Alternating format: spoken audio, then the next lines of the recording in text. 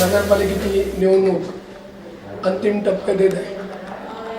सगळे नेते येतात आणि सांगतात की आपण सावंतवाडी शहराचा विकास करू.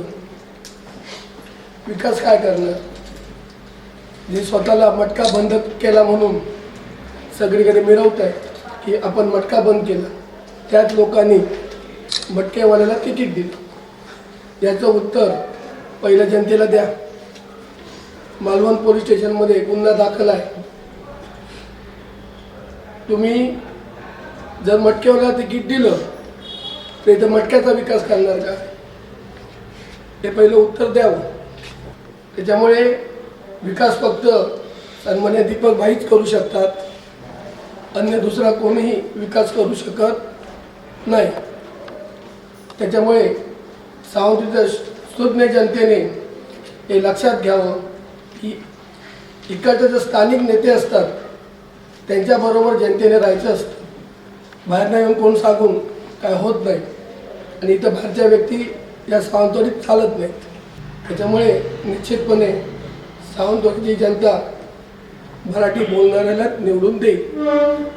एवढ्या या ठिकाणी मला सांगायचं आहे. एक मुद्दा झाला. दुसरा मुद्दा, लखम भोसलेंनी प्रेस घेतली की काहीतरी तलावात हॉटेल 2003मध्ये आले होते. 2003मध्ये म्हणजे 22 वर्षापूर्वी. त्यांचं वय 35 आहे. 2003मध्ये कोण आमदार होते त्याचा पहिला आधी अभ्यास करावा आणि नंतर बोलावं. लखम राजे हे बालिश आहेत, त्यांना राजकारणातलं गंध नाही. त्यामुळे तो बालिश भाऊ बायका तर बडबड अशी त्यांची गत आहे. तेव्हा आपण कोणावर स्टेटमेंट करतो त्याचा त्याने आधी पहिला विचार करावा. आणि सावंतवाडी जनतेला मी परत सांगतो, जर तुम्हाला तलाव वाचवायचा असेल तर भाजपला वोट करू नका. 2003मध्ये रामेश्वर प्लाझा बांधला बिल्डिंग, त्यामध्ये माझं सुद्धा ऑफिस आहे. ही शैक्षणिक जागा होती, ते ग्राउंड होतं मुलांचं. सावंतवाडीवर एवढं प्रीती आहे, ज्यांनी या घराण्याने कॉलेजमधल्या येणाऱ्या विद्यार्थ्यांचं नुकसान केलं पैशाच्या लोभापायी. आणि ते ग्राउंड होतं, त्याच्यात बिल्डिंग बांधली. म्हणजे पैशासाठी हे घराणं काही करू शकतं, कुठच्याही टोकाला जाऊ शकतं. हे त्याचं उत्तम उदाहरण आज सावंतवाडीकर बघतायत. त्या ग्राउंडवर मुलं क्रिकेट खेळायचे. आम्ही स्वतः तिथं क्रिकेट खेळलेलो आहोत. या घराने नुकसान केलं मुलांचं. आज मुलांना ग्राउंड नाही आहे, अशी परिस्थिती आहे. ते हॉटेल बांधलं नाही, या जागेचा व्यवहार केला त्या बिल्डरकडनं. हॉटेलचं नाव सांगून 2003मध्ये या बिल्डरकडनं, तो सावंत म्हणून कोणतरी बिल्डर आहे, त्याच्याकडनं व्यवहार केला.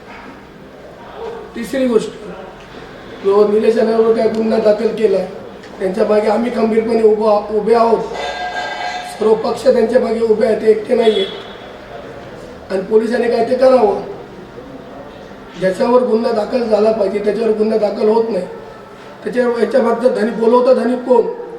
निलेश राणेंवर गुन्हा दाखल करण्याचं बोलवतं धनी कोण? हे सर्व जनतेला माहिती आहे. असे गुन्हे दाखल करून तुम्हाला वाटत असेल की कोण आम्ही घाबरणार, तर आम्ही घाबरत नाही. त्याच्यातनं आम्हाला आणि जास्त ऊर्जा मिळेल आणि तुमचा पराभव निश्चितपणे अटळ आहे, हे तुम्ही लक्षात घ्या.